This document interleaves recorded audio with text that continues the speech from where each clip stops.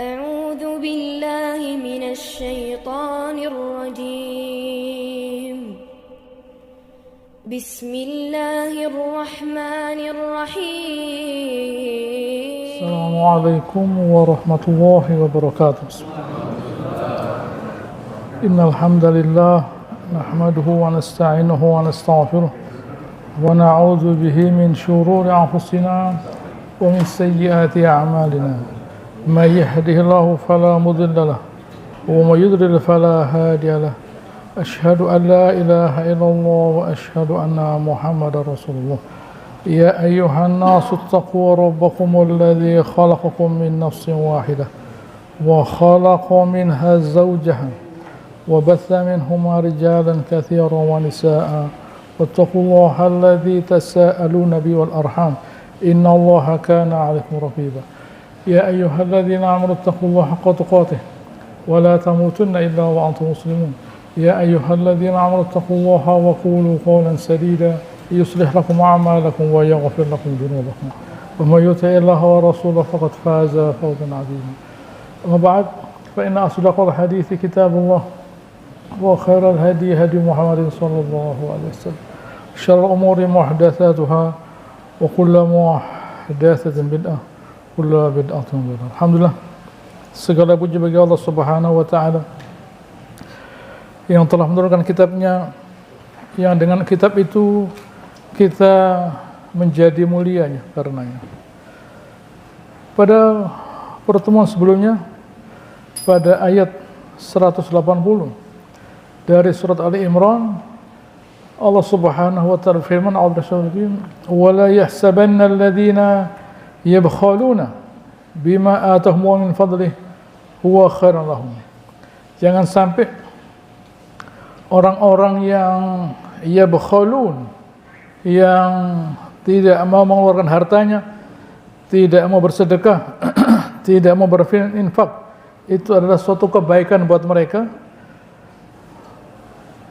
Bal huwa syarrun lahum, itu jelek buat mereka. Jadi kebaikan orang baik itu sama dengan orang pintar. Baik dan pintar itu identik. Mengapa? Karena orang baik itu orang yang tahu apa yang baik buat dia. Akhirnya dia belajar, akhirnya dia pintar. Jadi identik antara baik dan pintar. Orang pintar juga begitu. Dia tahu apa yang baik buat dia dan dia merasa harus mampu jadi orang baik. Meskipun mungkin dia tidak mau, tidak senang jadi orang baik, tapi harus jadi orang baik. Karena dia tahu bahwa itulah yang terbaik buat dia. Sebaliknya, orang bodoh identik dengan jahat. Karena dia tidak tahu apa yang baik buat dia. Apa yang dia kerjakan? Kerusakan. Dia menciptakan kerusakan, baik itu buat dirinya maupun orang lain. Tidak membuat kebaikan pada dirinya, kecuali kehinaan. Itu yang terjadi. Jadi orang yang diberi Allah Ta'ala, misalnya pada ayat ini kita berbicara mengenai harta misalnya. Kalau orang itu tahu bahwa harta itu membawa kebaikan pada dirinya, dia infakkan. Kalau orang itu tahu bahwa memahami kitab Allah itu baik buat dirinya, dia pahami kitab Allah dan diajarkan oleh orang lain. Kalau dia tahu bahwa berkuasa itu baik buat dirinya, dia berkuasa karena itu kebaikan buat dirinya dan buat masyarakat. Gitu ya. Itu orang pintar. Orang pintar itu orang baik. Dia tahu apa yang buat dirinya mulia, jadi dia mesti tahu. Jadi pintar dia. Tapi orang bodoh tidak mau tahu dia sesuatu yang buat dia mulia, maka jadilah dia orang yang terhina, tidak apa-apa. Buat dia tidak apa-apa. Gitu ya. Oleh karenanya kesimpulannya jangan kita menjadi orang yang bodoh, karena orang bodoh itu sebenarnya orang yang jahat buat dirinya, dan kalau perlu jahat buat orang lain. Orang baik, orang yang pintar buat dirinya, kebaikanlah yang dia terima. Kalau perlu Kalau bisa buat orang lain. Nah. Baik. Sayutawaquna ma bil khilbi yaumil qiyamah, akan Allah Ta'ala lingkarkan apa yang dia tidak mau berikan itu di hari kiamat nanti, berupa apapun yang menakutkan dirinya. Walillahi mirathus samawati wal ardh, miliknya Allah Ta'ala semua warisan yang di bumi, yang di langit dan di bumi ini. Wallahu bima ta'maluna khabir. Allah Subhanahu wa Ta'ala itu sangat-sangat mengetahui apa yang kalian kerjakan. Allah Ta'ala itu khabir, basir, alim. Khabir tahu yang kecil-kecil, basir melihat seluruh perbuatan kita, alim tahu yang kita kerjakan. Allah Ta'ala melihat, Allah Ta'ala tahu, dan yang ketiga tahunya itu mendetil sekali. Hafiz Allah Ta'ala itu menjaga seluruh perbuatan kita. Raqib, qarib, dekat dan dia mengawasi Allah Subhanahu wa Ta'ala. Jadi kita perlu berhati-hati. Jangan kita anggap bahwa Allah Subhanahu wa Ta'ala itu tidak tahu. Ya, tidak tahu apa yang kita kerjakan, tahu. Jadi aneh sekali kalau ada orang yang barangkali merasa menganggap bahwa Allah Ta'ala itu melihat dia dan dia berbuat maksiat. Ironi, itu lucu itu. Ya. Mestinya kalau dia tahu ya jangan dikerjakan. Nah, berarti kalau ada orang itu dia berbuat maksiat, berarti dia secara sengaja tidak menganggap gitu ya, taunya Allah Ta'ala, kehadiran Allah Subhanahu wa Ta'ala. Dia tidak menganggap itu. Nah, hati-hati. Itu bisa berakibat bahwa Allah Ta'ala juga tidak menganggapnya. Gitu ya. Dia tidak menganggap, Allah Ta'ala menganggap dia tidak ada. Sudah diperhatikan Allah Subhanahu wa Ta'ala. Karena dia tidak memperhatikan keberadaan, kehadiran Allah Subhanahu wa Ta'ala. Begitu. Mari kita baca contohnya. 181 surat Ali Imran. Suatu kali Abu Bakar As-Siddiq, dia kebetulan sedang menyambangi, gitu ya, menyambangi Bani Qainuqa. Bani Qainuqa itu salah satu suku Yahudi di Madinah. Bani Qainuqa, Bani Nadir, Bani Quraidah. Di situ Abu Bakar As-Siddiq lalu dia mengajak Bani Israel ini yang dia anggap sudah lebih tahu dari dia. Karena orang Yahudi itu sudah ada di Madinah sebelum Nabi jadi Nabi. Sebelum Nabi jadi Nabi sudah ada di Madinah. Mereka di Madinah karena mereka menunggu Nabi yang akan datang. Begitu informasi yang mereka terima. Baik, setelah Nabinya datang dan bukan dari golongan mereka menolak.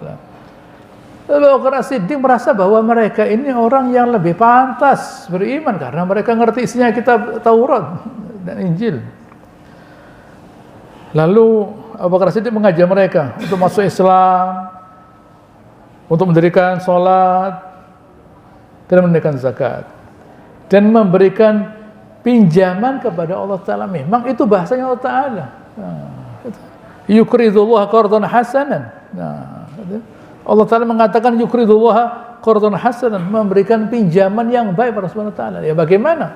Allah Ta'ala memang terpaksa menggunakan bahasa meminjam karena yang diberi rezeki berat sekali.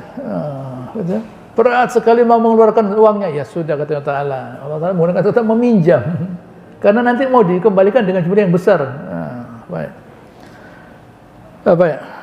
Lalu saat itu ada gitu ya, ulama mereka, gitu ya, tokoh orang mereka yang alim, ada yang berkata itu bernama Fanhas. Fanhas, ittaqillah, katanya Abu Bakar As-Siddiq, bertakwalah pada Allah Ta'ala, wa aslim, masuk Islamlah engkau. Innaka la ta'lamu anna Muhammadan Rasulullah. Kan kamu tahu bahwa Muhammad adalah Rasulullah. Qad ja'akum bil haqqi min indillah, membawa kebenaran dari Allah Ta'ala. Tajidunahu maktuban indakum fit Taurat, Kalian temukan di Taurat. Mereka tidak mengakui Injil, baik Taurat. Fa'amin wa saddiq wa akhridillah qardan hasanan. Berimanlah kepada Allah Ta'ala, benarkan Nabi, dan berikan pinjaman kepada Allah Ta'ala, pinjaman yang baik. Yudkhilka al-jannah, kamu akan dimasukkan surga Allah Subhanahu wa Ta'ala. Wa yudha'if laka thawab, Allah Ta'ala akan melipat gandakan balasan buat engkau. Apa kata Finhas? Ya Abu Bakar, kamu itu bagaimana? Kamu katakan bahwa Allah Ta'ala meminjam dari kami. Kan orang meminjam itu kan orang tidak punya, orang fakir, orang miskin kepada orang kaya. Kalau memang Allah Ta'ala itu seperti yang kamu katakan, bayangkan, berani loh orangnya, benar-benar berani dalam Allah Ta'ala, dia terang-terangan. Kalau memang Allah Ta'ala itu benar yang kamu katakan, gitu ya, idzan la faqir, Allah Ta'ala itu fakir, wa nahnu aghniya. Nah, kami yang kaya kalau begitu. Bayangkan, Tuhan pinjam sama makhluknya, lo bayangkan. Nah, gitu ya, Tuhan pinjam sama makhluknya lo. Ini pikiran mereka loh, mereka sudah tahu. Mereka sudah tahu kalau Allah Ta'ala itu kaya. Tapi mereka menikmati, menghina Allah Ta'ala itu menikmati mereka. Nah, gitu ya. Begitu mereka nikmati, gitu ya, sehingga mereka tidak ragu-ragu menghina Allah Ta'ala. Nah, benar-benar mereka nikmati. Begitu. Wa fa'anzalallahu Ta'ala, gitu ya, Allah Ta'ala, baik. Maka Allah Ta'ala lalu Abu Bakar Siddiq marah. Karena marah ya saya tempeleng, tidak kuat saya. Nah, orang semacam ini tidak perlu dia diskusi, tidak usah kalimat dia balas dengan kalimat, tempeleng saja. Nah, begitu. Lalu orang tersebut ketemu Nabi SAW dan melaporkan kejadian ini supaya divisum oleh Nabi SAW. Nah, gitu ya. Yang memvisum mereka bukan polisi, Nabi. Nah, ini loh saya habis tempeleng. Nah, loh kamu ini kerjakan apa? Abu Bakar Siddiq menjelaskan.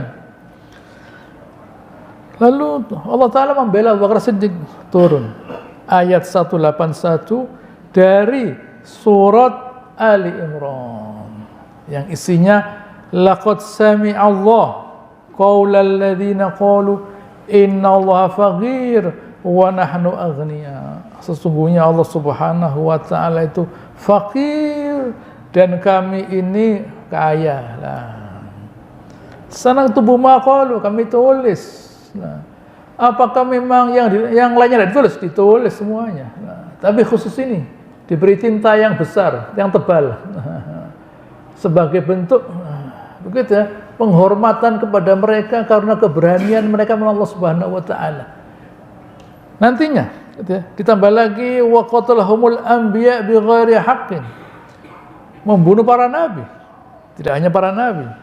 Wa yaqtulul ladzina ya'muruna bil qisti minan nas, membunuh siapapun yang berani menegakkan keadilan. Awas, hati-hati, jangan pakai mengajak menyembah Allah Ta'ala. Nah, jangan coba-coba menegakkan kebenaran. Nah, dibantai oleh orang Yahudi. Wa naqulu dzuqu azabal hariq. Nah, nanti akan kami katakan, silakan menikmati azabal hariq, azab yang membakar. Inna azabaka kana gharama. Azab neraka itu terus-menerus. Nah, bayangkan. Benar-benar orang Yahudi itu menyiapkan dirinya untuk diazab. Nah, gitu ya. Benar-benar mereka menyiapkan diri mereka untuk diazab. Oh, bayangkan. Itulah yang terjadi. Kenapa begitu? Dzalika bima qaddamat aydikum wa annallaha laisa bidzallamil abid. Itu dikarenakan perbuatan kalian sesuai dengan yang kalian kerjakan. Dan Allah Ta'ala laisa bidzallam lil abid. Allah Ta'ala itu bukan zalim loh ya. Nah, jangan sampai ada stigma, persepsi, anggapan bahwa Allah Subhanahu wa Ta'ala itu membantu. Tidak. Allah Ta'ala sudah menyediakan alat. Nah, begitu ya. Menyediakan alat, yaitu akalnya yang mengetahui kebenaran. Tidak mungkin Ada akal yang diberi data yang benar, lalu kemudian punya salah, tidak mungkin. Tapi karena memang mereka tidak mau menggunakan akal mereka, hawa nafsu mereka. Kok bisa begitu? Karena sudah terlalu lama mereka, sudah terlalu lama berbuat dosa, sehingga mereka tahu kebenaran. Akal mereka bisa melihat kebenaran, tetapi tidak bisa melaksanakan kebenaran. Karena jiwa mereka sudah tidak siap untuk menerima kebenaran. Mereka tahu bahwa dengan kebenaran itu nanti mereka akan menjadi mulia, tahu mereka. Tapi mereka tidak merasa sudah hilang rasa mulia di dalam mentaati Allah Ta'ala. Itu sudah tidak ada lagi, sudah hilang. Seperti kalau kita lihat, kenapa ya orang kafir itu kok telanjang misalnya? Sudah hilang rasa malunya. Sudah hilang. Sehingga mereka telanjang, kawin sesamanya, terang-terangan mereka maksiat karena sudah tidak ada lagi kemuliaan. Mereka berani merampok, terang-terangan, berani membunuh orang, terang-terangan, bahkan berani membantai manusia sekian banyaknya. Karena rasa malu, harga diri, menyayangi itu hilang semua, sudah hilang. Sudah tidak ada lagi. Dikarenakan sudah terlalu lama mereka di dalam berbuat maksiat. Terlalu lama mereka berada pada kehinaan. Sehingga kalau mau diangkat loh. Kenapa kok Allah Ta'ala harus diwajibkan mengangkat mereka menjadi orang mulia? Allah Ta'ala sudah ngasih mereka kemampuan bisa beriman kok. Allah Ta'ala diharuskan memberi, nah ada apa?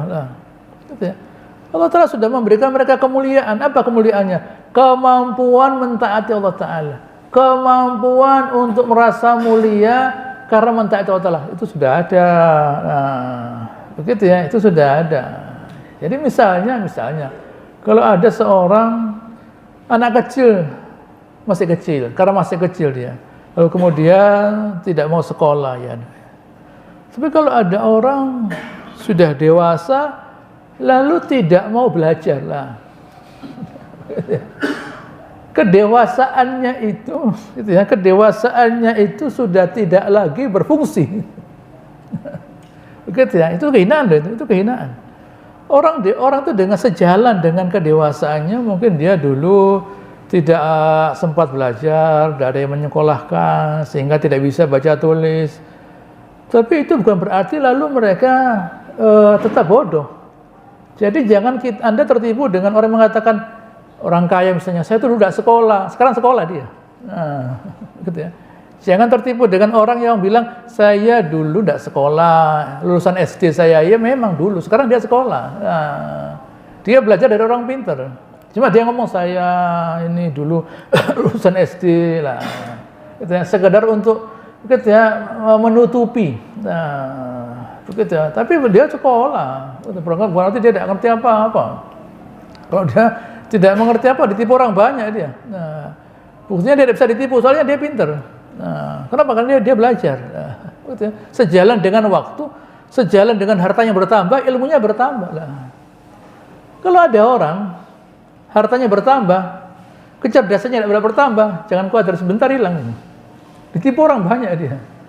Tapi sejalan dengan hartanya bertambah, kecerdasannya bertambah dia. Rasa, kesadaran untuk berilmu bertambah. Begitu ya. Ilmu itu harta yang paling bernilai. Kalau harta itu sendiri sebentar hilang, orang kita pakai hilang habis. Kalau ilmu tidak. Ya, ilmu itu membuat seseorang menjadi mulia. Saya ulangi lagi berkali-kali, karena dia tahu apa yang mesti dikerjakan. Apa yang mesti dikerjakan?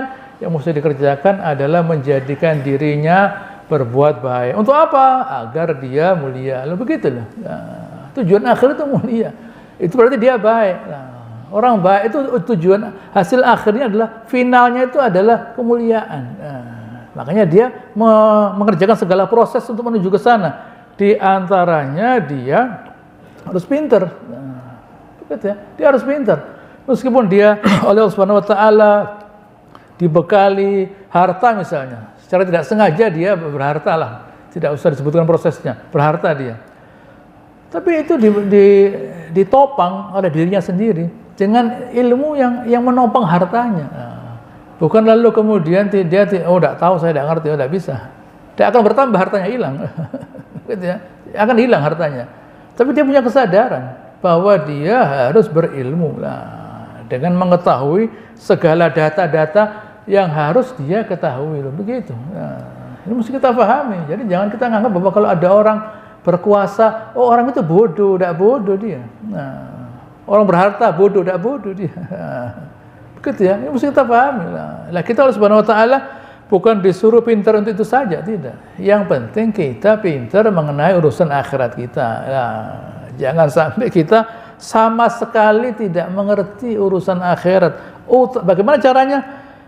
Caranya memahami kitabullah. Bagaimana ada orang yang dia merasa menganggap bahwa dia itu sebagai seorang hamba Allah Ta'ala, lalu dia tidak mengerti isinya kitabullah. Tidak mengerti isinya kitabullah. Lalu dari mana dia kenal Allah Ta'ala? Kok bisa dia misalnya mengatakan, mari kita tingkatkan ketakwaan kita. Apa ketakwaan itu? Tidak tahu katanya orang ketakwaan. Saya tidak ngomong salah. Ya, mari kita meningkatkan ketakwaan. Iya. Apa ketakwaan itu? Ketakwaan itu sebenarnya keinginan berbuat baik itu saja. Ketakwaan itu sebenarnya keinginan berbuat baik itu saja, gampangnya. Saya ingin berbakti pada orang tua, saya ingin bersedekah, gitu ya. Saya ingin begini. Di antaranya menahan diri dari maksiat. Itu kebaikan sama saja. Bukan sekedar menahan diri saja, tidak. Saya pokoknya tidak ganggu orang, tapi saya tidak buka masjid dan bangun masjid, gitu ya. Saya tidak mau nolong orang, tidak. Saya menahan diri dari menzalimi orang, saya juga membantu orang. Itu takwa namanya. Bukan ada orang kecelakaan jatuh di embong, loh saya takwa loh ya, saya tidak ikut nabrak loh, ya ini ditolong lah. Begitu ya. Ada orang ketabrak jatuh, saya bertakwa loh ya, saya tidak ikut nabrak, ya sudah tahu, ini ditolong lah. Gitu loh gampangnya. Gitu ya. Itu kan gampang mikir begitu itu. Gitu ya. Tidak ribet. Begitu loh. Jadi kalau ada apa-apa, oh ini ada kekurangannya, ya sudah saya yang memberi. Orang itu tidak ngerti, saya beritahu dia bagaimana caranya. Nah, itu takwa namanya. Bagaimana itu bisa muncul kalau tidak dilatar belakangi oleh keinginan mencari ridhonya Allah Ta'ala? Bagaimana itu terjadi kalau tidak kenal Allah Ta'ala? Bagaimana dia kenal Allah Ta'ala kalau tidak membaca Al-Quran? Ini berangkatnya dari Al-Quran semuanya. Begitu. Ayat 183. Allah Ta'ala berfirman, Alladzina qalu innallaha ahida ilaina. Ini yang masih ada hubungannya dengan orang Yahudi yang tadi. Mereka berkata, Allah Ta'ala membuat perjanjian dengan kami. Alla nu'mina li rasulin hatta ya'tiyana bi qurban ta'kulun nar. Kami ini dulu diberitahu jangan beriman kepada seorang rasul sampai rasul tadi bisa mendatangkan api yang membakar hasil peperangan mereka. Kalau mereka perang, tidak boleh dimakan hasilnya. Ghanimahnya tidak boleh dimakan. Nanti akan ada api dari langit yang mengambil ghanimah mereka. Yang itu menunjukkan bahwa perbuatan mereka sudah diterima oleh Subhanahu Wa Taala. Begitu. Oh ya. Apakah kita tahu itu terjadi zaman dulu? Ya tidak tahu, barang gaib. Yang tahu Allah Taala. Allah Taala jawab, Qul, jawab ya Rasulullah. Qad ja'akum rasulun min qabli bil bayinat. Sudah datang para utusan Allah Ta'ala dari kaum kalian, Bani Israel, bil bayinat, dengan sekian banyak penjelasan. Ditambah wabilladzi qultum, yang kalian katakan sudah ada dulu, sudah terjadi. Falima qataltumuhum in kuntum shadiqin. Kok kalian membunuh mereka kalau kalian itu benar? Tidak bisa dibantah ini. Tidak bisa dibantah. Ini bukti bahwa Nabi SAW itu tahu loh, gitu ya. Sebenarnya bukan di Madinah saja. Sebelumnya waktu di Mekah orang-orang Yahudi itu datang menemui Nabi SAW dan berkata, kami akan bertanya kepada engkau, tidak ada yang tahu itu kecuali Nabi. Loh, bayangkan, ini masih di Mekah. Sudah mereka temui Nabi SAW. Ya, jadi orang Yahudi itu dosen pengujinya para nabi. Nah, gitu ya. Untuk memastikan seorang itu boleh jadi nabi, yang memastikan Bani Israel. Kalau kita ya tidak bisa, kita tidak tahu berita yang terdahulu. Mereka tahu, kamu ya saya tanya, sudah tahu mereka itu nabi. Cuma mereka mau menguji orang ini dibantu apa tidak oleh Allah Ta'ala. Itu orang Bani Israel. Bani Israel itu tahu kalau itu nabi. Cuma dia mau kepingin lah. Begitu. Ini seperti kita mau berkelahi sama seseorang, anaknya kita jiwit lah. Keluar pandai bapaknya lah. Begitu ya. Mau berkelahi, keluar tidak keluar dia. Anaknya dijiwir, nangis, keluar bapaknya lah. Gitu. Jadi Bani Israel itu kepingin mendatangkan murkanya Allah Ta'ala. Caranya bagaimana? Ini nabinya dites. Gitu ya. Bani Israel itu orang yang paling tahu bagaimana mengundang murkanya Allah Subhanahu Wa Ta'ala dengan sengaja, dengan sadar. Baik. Apa kata Rasulullah SAW? Silakan bertanya pada saya. Tetapi gitu ya, ij'alu li zimmatallah. Buatlah perjanjian dengan Allah Subhanahu wa taala. Gitu ya. Dan wa ma akhadha Ya'qub ala banihi, dan apa yang Nabi Ya'qub ambil janji itu dari anak-anaknya. La in ana hadatsukum syai'an fa'araftumuhu. Kalau saya memberitahukan sesuatu dan kalian tahu itu, la tutabi'unani, kalian semua harus ikuti saya. Alal Islam, masuk Islam semuanya. Apa kata mereka? Fadzalika lak. Oh, jawab ya, tidak apa-apa lah. Silakan tanya. Mereka tanya. Beritahukan kami kepada kami, ayut ta'am harrama Israil ala nafsi. Apa makanan yang Israil Nabi Ya'qub haramkan untuk dirinya? Lalu yang kedua, bagaimana airnya orang perempuan dan airnya orang laki bertemu dalam rahimnya orang perempuan. Yang ketiga, bagaimana Nabi ini gitu ya, waktu tidur keadaannya. Dan yang keempat, siapa yang menemaninya dari malaikat. Gitu ya. Baik, saya beritahu. Demi yang menurunkan Taurat kepada Musa. Kalian tahu bahwa Ya'qub waktu dia sakit, selama sakitnya dia nazar, kalau Allah Ta'ala mau menyembuhkan dia akan mengharamkan makanan yang paling dia cintai, gitu ya. Minuman yang paling dia cintai, makanan yang paling dia cintai adalah dagingnya unta. Minuman yang paling dia cintai susunya. Nah, apa kata mereka? Allahumma na'am. Betul ya? Nah, padahal Nabi tidak ada waktu itu. Tidak ada waktu Nabi Ya'qub. Dijawab pertanyaan pertama. Pertanyaan kedua, kalau airnya orang laki itu abyad ghalid, kental putih. Kalau airnya orang perempuan kuning, lalu encer, gitu ya. Yang satu menguasai yang lain, ya jadilah itu. Kalau yang airnya laki menguasai yang perempuan, jadi laki. Kalau airnya laki menguasai yang perempuan, jadi perempuan. Nah, begitu ya. Biiznillah, gitu ya. Semua itu dengan izin Allah Subhanahu wa taala. Ini di dalam rahim loh, ini peristiwanya. Gitu ya. Ini pakai riset yang sampai sekarang belum terjadi. Ini pakai jawaban kalau sekarang terjadi harus dengan riset yang sampai sekarang belum terjadi riset itu. Jawabannya sudah ada 1400 tahun yang lalu. Nabi SAW dijawab. Baik. Allahumma na'am, kata mereka. Baik, bahwa benar. Selanjutnya, Nabi SAW berkata, Allahumma syahid, ya Allah, saksikan ya Allah ya. Nah. Lalu malaikat, siapa yang membarengi kamu dari malaikat? Yang terus bersama engkau? Wali saya, Jibril. Oh, kalau walimu itu Jibril, kami tidak ikut. Nah, loh. Lah kalau bukan Jibril yang menemani seorang nabi yang mana? Lah, saya tidak mau dicabut nyawa saya oleh malakul maut. Siapa yang nyabut? Jibril nyabut malah. Ya bukan tugasnya lah. Begitu ya? Tidak bisa lah. Begitu ya? Trompet hari kiamat yang meniup, gitu ya, Jibril. Betul? Ya tidak bisa lah. Begitu ya. Yang jaga neraka malakul maut, begitu lah. Loh, ada apa lah? Begitu. Semua itu sudah ada tugasnya.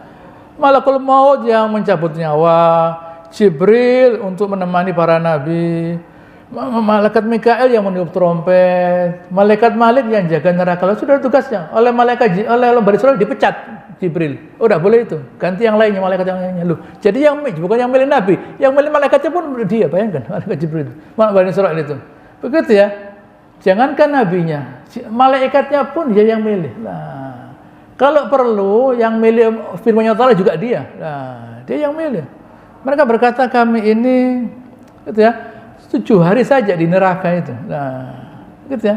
Kami 7 hari di neraka. Setelah itu kamu. Oh, enggak, kata Nabi SAW. Kami selamanya tidak akan ke neraka. Lo bayangkan.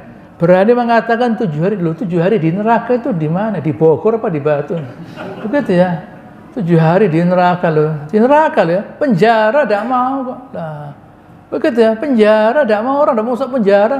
Bayar jaminan supaya tidak di penjara. Dia bilang, enggak, 7 hari di neraka. Loh, neraka itu bagaimana? Nah, begitu ya. Ini saya katakan. Dari jahatnya seseorang sampai dia menjadi sangat bodoh. Seseorang itu begitu jahat sampai dia menjadi sangat bodoh. Contohnya Bani Israil. Begitu ya. Begitu jahatnya mereka sangat bodoh. Begitu ya. Mereka tidak tahu bahwa kalau masuk itu menyelamatkan mereka. Gitu ya. Tidak mau, mereka tidak apa-apa masuk neraka. Sadar mereka tahu. Nah, sama dengan iblis. Gitu ya. Mau dimasukkan neraka, tidak apa-apa. Tapi kasih kesempatan saya untuk nyesatkan orang lah, bayangkan. Loh, setelah itu di neraka tidak apa-apa lah. Gitu ya. Ini mesti kita pahami. Nah, seseorang itu semakin bodoh, semakin jahat. Nah, gitu, karena dia tidak tahu apa yang menjadikan dia mulia. Ini mesti kita pahami. Nah, supaya kita itu jadilah orang yang pintar. Gitu ya. Supaya kita menjadi orang yang terhina seperti yang terjadi pada Bani Israil. Nah, gitu. Baik. Ayat 184. Fa in kadzdzabuka, kalau mereka itu ya Rasulullah mendustakan engkau, faqad kudziba rusulun min qablik. Sudah biasa dari zaman dulu mereka sudah mendustakan para nabi. Ja'u bil bayyinati waz zuburi wal kitabil munir. Mereka itu datang membawa bayinat, penjelasan yang mudah diterima oleh akal mereka. Waz zubur. Az-zubur ada yang berpendapat bahwa dari kata zajar. Zabar itu zajar. Ya. Gitu, nyinggerang. Nah, begitu ya, memarahi. Zajar itu memarahi. Nah, makanya ada kitab judulnya Az-Zawajir yang isinya peringatan-peringatan. Jangan begini, tidak boleh begini. Nah, Zabur itu isinya. Tidak boleh begini, harus begini. Nah, begitu. Wal kitab Al-Munir, kitab yang menerangi. Nah, kitab yang menerangi. Semua kitab Allah Subhanahu wa taala mengatakan bahwa kitab itu munir, menerangi. Karena kalau sesuatu itu ada cahayanya, terang, bisa dilihat, bisa diketahui. Sesuatu yang bisa diketahui itu berguna buat kita lah. Gitu ya. Bisa dilihat, artinya bisa ditahu. Berarti bermanfaat. Nah, kalau bermanfaat berarti barang itu, orang itu, sesuatu itu memuliakan kita. Kita baca buku tidak pakai lampu, bisa? Ya tidak bisa. Gitu ya. Kita baca buku tidak pakai lampu, dalam kegelapan. Lampu mati baca buku, nggak baca itu. Sandiwara, lampu mati, besok ini ulangan. Sudah saya baca bukunya, lampu mati, nggak baca, nggak bisa lah. Karena ada lampu, kelihatan bukunya, bisa dibaca, ngerti lah, begitu lah. Begitu ya, orang masuk dapur, nggak pakai lampu, nggak masak itu lah. Begitu ya, operasi nggak pakai lampu, begitu ya. Apalagi dokter gigi udah pakai lampu ya, kita jerit-jerit. Kita aduh, ada apa-apa, udah pakai lampu, lelenya dimasukkan mulut begini. Iya ya bener aja lah iya. Begitu ya, semua ini pakai lampu lah. Kita masuk masjid udah pakai lampu, ya kesandung jatuh kita. Lah iya, itu kan gampang itu. Berpikir begitu itu kan gampang. Nah, kita belum munir. Semua kitab itu memberitahu artinya supaya berguna supaya kita menjadi mulia, bermanfaat supaya kita menjadi mulia. Begitu urutannya. Gitu ya, itu urutannya, tahu, berguna, gitu ya, dan karena berguna kita jadi mulia. Nah, itulah semua informasi yang harus kita ketahui. Nah, penting. Nah, dan ketahuilah, ujung-ujung dari semua ini tidak akan keluar dari, gitu ya, dari takdirnya Allah Subhanahu wa taala. Ayat 85, kullu nafsin dha'iqatul maut. Semua jiwa itu pasti akan merasakan kematian. Jadi bagaimanapun seseorang itu mau mempertahankan dirinya sebagai seorang yang bisa kekal, tidak ada orang kekal itu. Semua orang pasti akan merasakan kematian. Nah, kullu man 'alaiha fan, kata Subhanahu wa taala. Semua akan binasa. Wa yabqa wajhu rabbika dzul jalali wal ikram. Akan kekal, yang hanya kekal itu wajahnya Allah taala. Semua akan binasa. Nah, memang Allah Subhanahu wa taala membuat mekanismenya begitu. Nah, supaya setiap orang nantinya menyadari, oh iya ya, waktu di kuburan ternyata apa yang saya kejar selama ini berupa dunia ya sudah segitu saja lah. Ternyata amal soleh itu berguna ya, tidak tahu saya. Tahunya waktu masuk kuburan.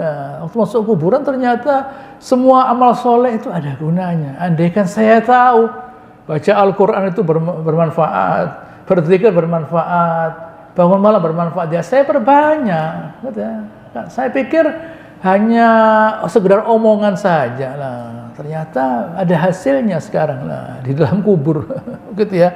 Sebaliknya, mereka Allah Subhanahu wa taala baru sadar bahwa segala kemaksiatan mereka itu, perbuatan mereka melawan Allah Subhanahu wa taala itu hasilnya adalah azab. Apakah di kubur itu mereka melihat semuanya, merasakan semua hasilnya? Tidak, hanya sebagian saja. Diperlihatkan surga, yang di bawahnya ditidurkan. Nah, gitu ya. Orang masuk surga belum ada. Dititipkan ruhnya. Kalau orang mati syahid, ruhnya dititipkan di burung-burung yang berterbangan di surga supaya mereka bisa merasakan kehidupan di surga. Nah, tapi jasadnya belum masuk surga, gitu. Yang di bawahnya itu hanya melihat saja. Yang di bawahnya itu tidur. Nah, yang di bawahnya itu merasakan azab di dalam kuburnya.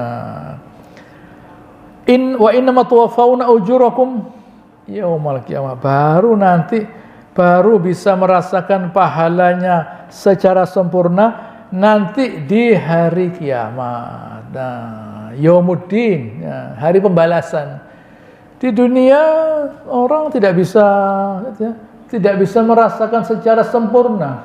Nah, di dunia orang tidak bisa merasakan secara sempurna semua balasannya. Nah, tapi kok mau ya? Nah, itu pertanyaan. Kenapa ya? Kita itu kok senang beribadah, ada orang senang beribadah, tapi mereka tidak melihat. Nah, itu semua fadilah dari Allah Subhanahu wa taala.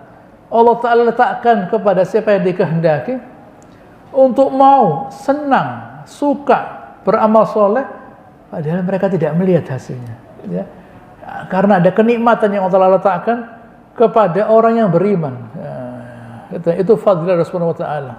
Kalau Allah Ta'ala mau mengangkat derajat seseorang, dia diberi kenikmatan beribadah semakin banyak.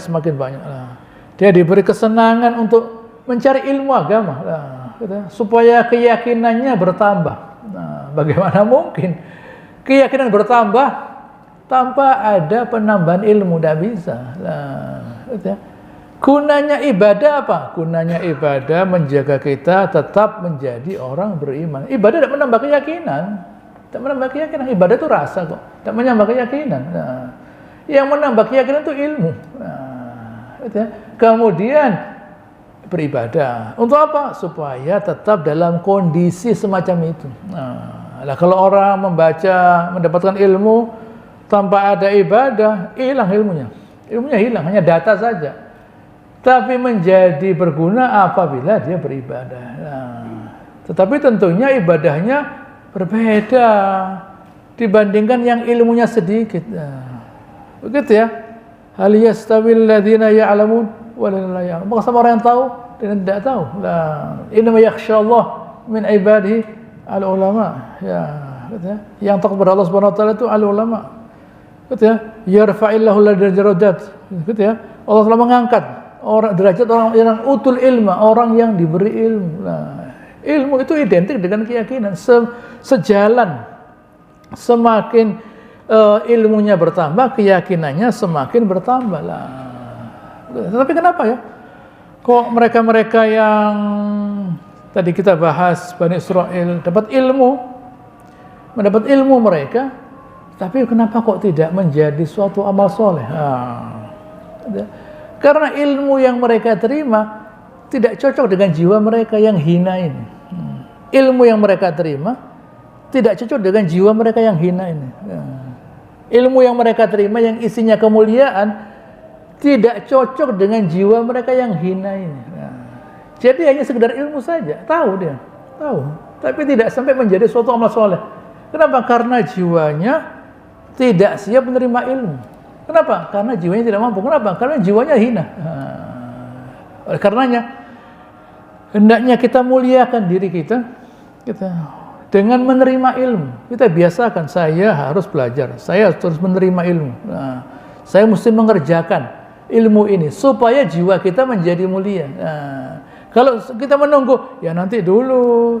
Kalau jiwa saya sudah cocok, ya saya kerjakan. Ya kapan? Begitu ya. Ya nanti dulu. Kalau saya sudah merasa berdosa, saya istighfar. Ya kapan? Dengan istighfar itu nanti kita merasa berdosa. Begitu ya. Dengan kita belajar, kita merasa semakin kurang ilmu kita. Dengan kita berbuat baik, kita merasa bahwa kebaikan kita kurang. Begitu ya. Tapi kalau kita tidak mengerjakan apapun, tidak ada perubahan dalam diri kita. Insya Allah apa yang saya jelaskan ini bermanfaat, ya. Dan akan saya lanjutkan pada pertemuan yang akan datang. Allahumma shalli ala Muhammad wa ala ali Muhammad kama shallaita ala Ibrahim wa ala ali Ibrahim innaka Hamidum Majid. Wa barik ala Muhammad wa ala ali Muhammad kama barakta ala Ibrahim wa ala ali Ibrahim innaka Hamidum Majid. Subhanakallahumma rabbana wa bihamdika nasyhadu an la ilaha illa anta nastaghfiruka wa natubu ilaik wa akhiru da'wana alhamdulillahi rabbil alamin. Wassalamu alaikum warahmatullahi wabarakatuh.